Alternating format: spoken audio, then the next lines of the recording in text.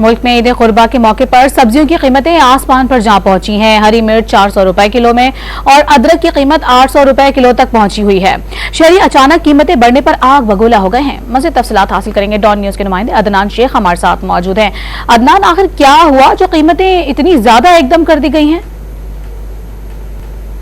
आज बिल्कुल ईद उल अजहा पर सब्जियों की कीमतें आसमान पर जा पहुंची हैं। लाहौर में जो धनिया है उसकी कीमत 800 रुपए किलो है, जबकि अगर हम अदरक की बात करें तो 200 रुपए है।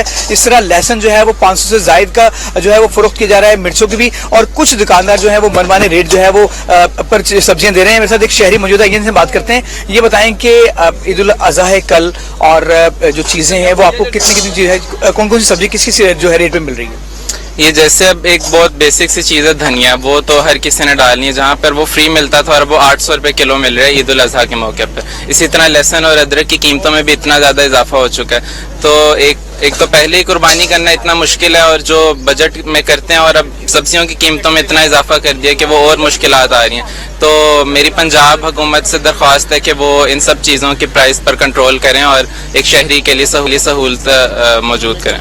आज बिल्कुल ये थे शहरी, और इनका ये कहना है कि ईद उल अजहा पर जो सब्जियों की कीमतें वो बहुत ज्यादा हैं, लिहाजा इनकी कीमतें कम। जी।